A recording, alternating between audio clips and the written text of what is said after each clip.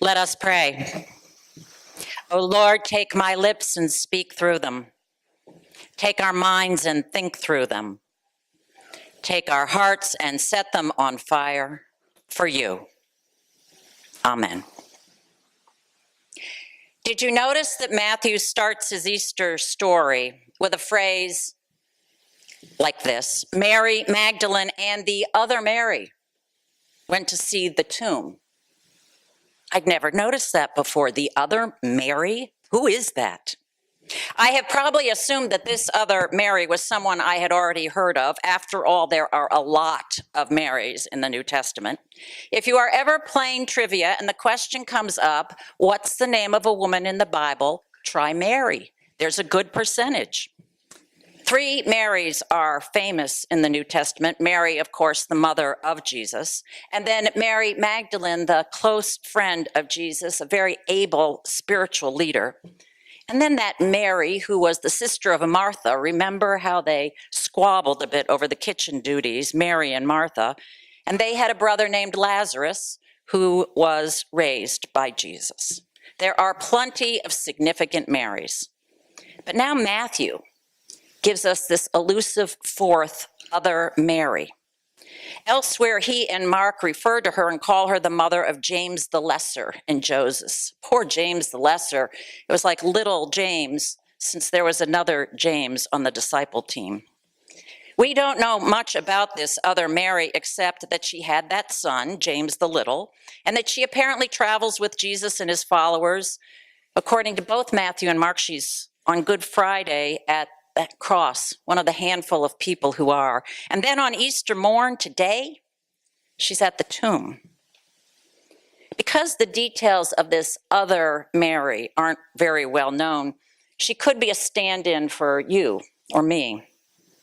Mary Magdalene and the other Mary went to see the tomb. I can't sleep, Mary Magdalene whispers in the cool darkness of morning. Will you go to the tomb with me? You haven't slept for hours either, so you nod your assent and quietly get up, trying not to disturb the others still asleep. We gather up our sandals and robes and we slip out the door. We too don't talk much. The last few days have been a blur. It's hard to believe they even happened. Thursday and Friday were exhausting. On Thursday, all that rush to get the Passover meal together. It was a strange kitchen we had to use. We didn't know it well, but we felt proud of what we'd gotten together. Good, healthy food for everyone to share. Being together is always what matters most, we kept saying to ourselves. During the dinner, Jesus did some surprising things. He washed everyone's feet as if he were a slave, cleaning off the dust and dung that we all pick up walking these rutted, animal-filled roads. And later he breaks his bread and he passes it all around. He passes his wine too, though everyone already had some. He'd been intent on sharing his food with each of us and handing it to us directly, looking us in the eye. When the men left that night for the garden to pray, it was a pattern we knew well. The men heading out most nights to some quiet place for prayer and conversation while we prepared for the next day. After the work for the Passover meal, we expected to sleep very soundly Thursday night. It was awful when we were awoken roughly by shaking and the urgent, panicked whispers. Jesus had been arrested while praying. He said it could happen, and we hadn't wanted to believe it. The hours that follow are chaos. The whole town is dark. We don't know if we dare to light torches. We aren't sure where Jesus is or any of the other men, including your son. We try to get information and try to pray. We've been there, haven't we? It's when the ambulance comes and you're told to follow in the car. When the highway crash happens and you know few details. When 2 planes hit a tall New York building and you don't remember who is traveling where. But at least when you don't know yet, you can hope. We were crushed when the truth became clear. We felt all hope was gone. There are hundreds of crosses you see lining the roads outside Jerusalem, each with its agonized victim or his remains. Rome does that. They plant those crosses there strategically to prove their power, showing what they'll do if any of us want to rebel, just like lynchings. There's no justice, just a display of vicious, twisted power. But you and I go to be with him as he hangs on the cross. Jesus never left us alone in our suffering. So we stay too, and we stay through all the torture, hearing every callous, indifferent word from the soldiers. Sometimes we get sick from it. When he's finally dead, we follow the one who takes his body to the tomb. And that night, Friday night, those awful images won't stop rotating through my mind. I resolve to try to live, just make it to daybreak at least. I don't know how you make it. I'm beyond words. On Saturday, our group does what the heartbroken always do. Sit in wooden silence, sob by themselves, hoping no one sees, wail, clinging to others. We pace or rant or plot revenge. We get very busy with something, anything. Many worry that we might be next, some hammering fist on the door, the soldiers outside for us too. We know we should pray as Jesus had taught us, and we try. We notice a rift forming, silent but deep, between those who had stayed with Jesus and those who'd fled. It menaces us. It feels wrong, really. We all do the best we can, I tell your son, who had been among those to flee. Saturday night, well, I guess that was just last night. My sleep was still fitful. And now I find I'm imagining the tomb, and I want to be back there. I want to just sit near Jesus's body, maybe talk to him there as people do at graveyards. I realized that when I was with Jesus, listening to him, just eating food with him, those were the best moments of my life. When I had felt whole, when I felt I was the person I was meant to be, my best self. So when you say that you want to go to the tomb too, we both go. To be honest, when the earth starts shaking, I don't even react at first. I think I'm far away in my memories. But the men who were nearby, those guards who had been hired to make sure that we don't steal Jesus's body, they start screaming and clambering over the heaving ground. They're falling. They're unable to keep their balance. And next I see this huge light. It seems brighter than the ordinary sun. It's too early for that brightness. The sun is barely over the horizon. And we both try to shield our eyes. We hear a scraping sound. Is that the rock at the mouth of the cave that's the tomb? Is it being jarred aside? The guards seem to think so. They scramble out of the way so it won't hit them. Then everything is quiet again, as if nothing had happened. The guards are utterly frozen in place. You and I can see someone or something outside the tomb. Was it Jesus? That was my first crazy hope. My heart ricocheting around inside my chest. I can hardly breathe, but of course, it isn't. In the brightness, a figure seems to be saying, Jesus isn't here. Look for yourself. But the two of us, we can already see that emptiness of the tomb and are horrified. Hasn't it been bad enough? Now has someone given the body to the city's feral dogs? It happens too often after crucifixions. There's nothing to be afraid of, the figure assures us. Jesus rose from the dead. Remember, he said he would. He'll meet you all back in Galilee. Go tell the others. I don't know what you're thinking. For me, I remember that, yes, Jesus had talked about dying and rising. Is this what he meant? That old promise that had been given another time, true again.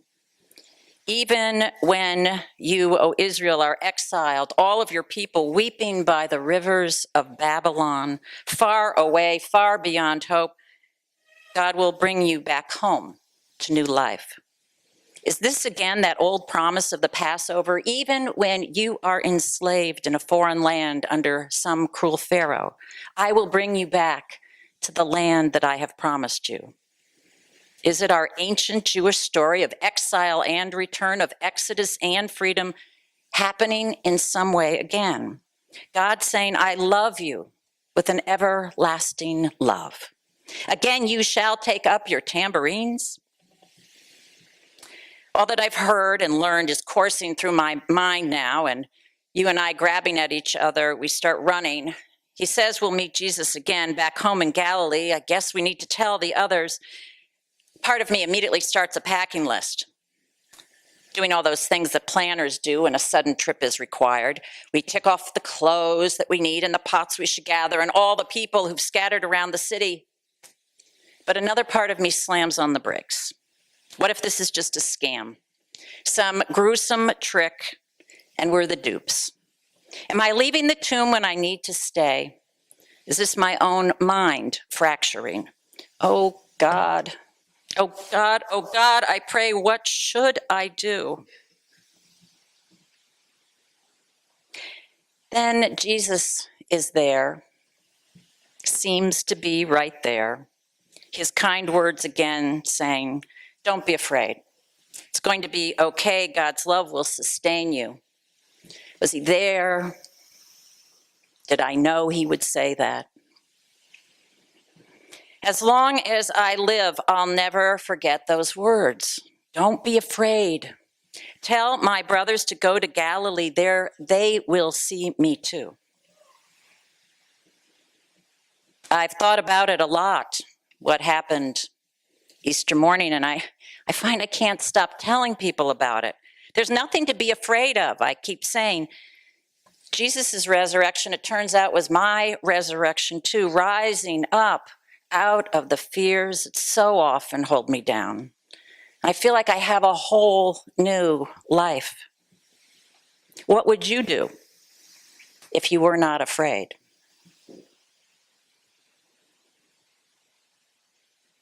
There's nothing to be afraid of. That's what I used to tell my children, and it comforted them. I would do everything I could to protect them, and they knew it was true. But of course, I also knew that much was beyond my control, and I worried if I was giving them false pretenses. Is there anything in this life of which we should be afraid after Easter? Here's what I've concluded. Most things are still beyond our control, that's obvious. But this isn't. How we choose to face life. Now, says that other Mary or the first Mary or someone who has experienced a bit of this, now I face it with less and less fear, and that's made all the difference. Because in the deepest sense of the words, I'll have all I need, even if I die. A true story. When a rich and powerful man in Boston discovered his young daughter had a severe life-threatening disease, he realized that all the things he had worked so hard for were useless. To protect this one thing that mattered most to him in his life, his daughter's life. All the things he had surrounded himself with to protect against harm weren't helping. His fortune, which was vast, his education, which was excellent, the connections, which were extensive, his blustering confidence, which was big. But now snow was falling heavily in the Boston area, and his minister, hearing the news, drove out to his home and said this, I am not a doctor, and I do not know what your daughter's prognosis will be, but I know this, it will be all right. I don't even know what all right means, but whether she lives or dies, it will be all right. You and she will never be alone. I, Mary, believe that too because of what I experienced. I know awful things can happen to me the way they did to Jesus. His suffering was immense. But that wasn't the end of his story. When the worst that human beings can do to one another is done, even when he died, it wasn't the end. This notion, he still was there. He rose up again with new life, a changed life. It's hard to explain my certainty about this, but if you have ever had even one flash of this experience, that sense, maybe for a second, maybe for a minute, maybe for some time in your life, of complete wholeness, of some peace without fear, then you never forget it. Maybe one flash of serenity or of light. You want to go back there because it's your true home, your best self.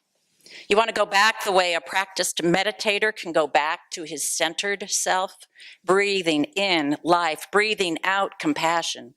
You want to go back the way a parent can learn to go back to a posture of patient understanding, even when the toddler or teen has a tantrum. You want to go back the way one church member forgives another with some magic love and understanding because he knows that the person isn't at her best now, has long struggled. It's what we call a practice here in church community. Some trust in a universal woven net of love that surrounds us, just like the air that we breathe, whom some of us name God. Some sense of discovering a spirit that lives inside of us, waiting to be invited to expand and take up more real estate. We get these flashes of light or insight when we're awake and notice, glimpsing the little resurrections that happen all around us. The middle school bully, the middle schooler who is bullied, and when a few stay and see that suffering, all of them knocked to the ground by how vicious it is.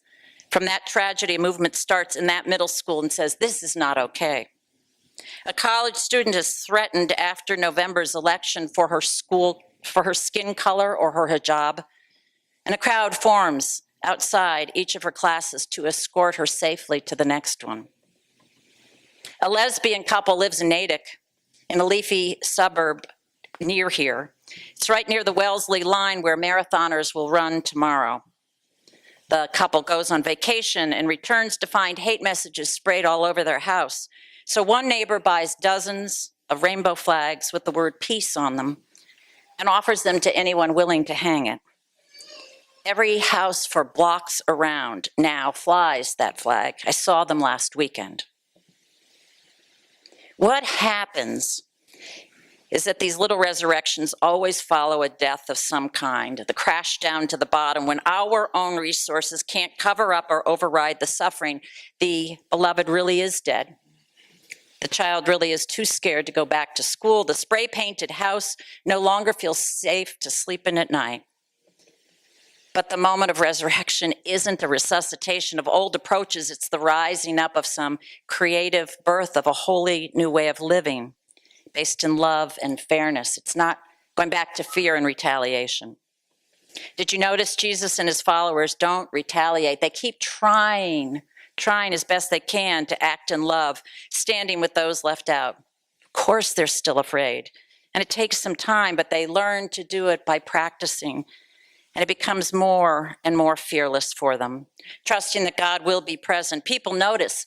Some take advantage of it, but some see the light that emanates from this motley band of followers, even from Peter and Mary and you and me. And when we're brave, we say to others, it's okay. There really is nothing to fear. We learn this, whether or not we stay with him at the cross or the tomb, he stays with us.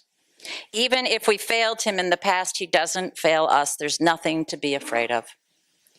And that's what we discover when we go back to our Galilees, to the backwater, ordinary places where we live day by day, not in the fancy cathedrals or temples, but where we least expect to see this one. Among the hillbillies of Galilee with their odd accents. Among the workers out in the fields, some of them without a green card. Among those fishing in their trawlers, the rich who've cashed in on more they deserve, but begin to give it away because they can and they find their hearts expanding. All the places he used to be, among all of us, still doing that healing, still bringing new life. Amen.